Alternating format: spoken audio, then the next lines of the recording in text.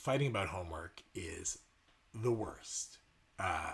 It makes your whole after school vibe in the house no good. And it kind of subverts a kid's long term ability to do well at homework and in school because it makes it so that homework is associated with parental conflict. And also, when parents are highly involved in homework, then the kid kind of blames the parent for everything that goes wrong. So you need the kid to take responsibility. But how do you do that in a useful way? Well, there's three things I want to talk about today. The first is checking yourself. We all have our triggers around school. And when we're triggered, what that means is like some part of us really active and it's taken over, and it's not really our whole self. It's not our big picture thinker for sure.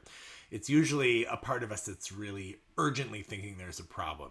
And that might be because of something from when you were a kid, like maybe you never handed your homework in late. So the idea that your kid's going to do that is just making you lose your mind.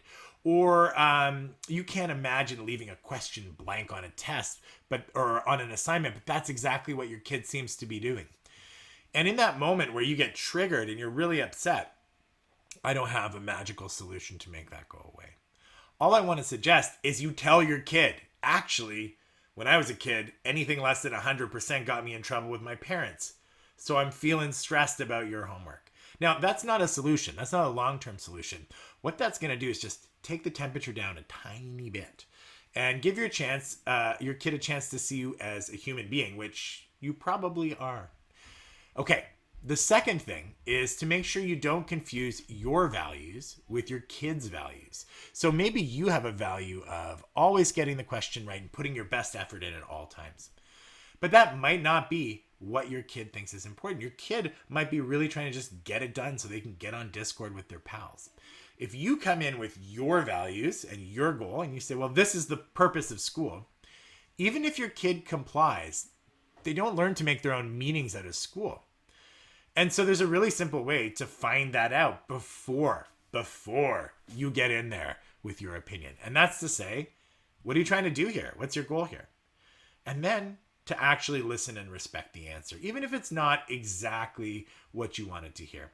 If your kid's goal in math is a B and they're doing things that work them towards that, but you feel that every kid should put in every effort to get that A, that's going to lead to a values conflict that over time means the kid is going to go down from the B to not even caring at all because that goal you set for them is completely unachievable. So take a moment, check in with your kid. What are you trying to accomplish here? And to the extent you're giving them help, give it on that. And finally, help them as a parent, not necessarily as a teacher. It's really hard to teach our own kids. Let me tell you, I know that myself as a parent, that I have to bring in outside teachers to bring the teaching piece so that I can still be the dad. So that means maybe if they're stuck in an online course, instead of giving them the answer or working out what the logistics are, encourage them to email the teacher themselves. It makes a huge difference. Or if your kid's working on their homework, instead of getting involved in the homework, make sure you have a good snack afterwards or you have a movie to sit down and watch with them. Something that after that effort reconnects them on the circle of attachment. And finally, if you really want to help, ask. This one tip will go a mile.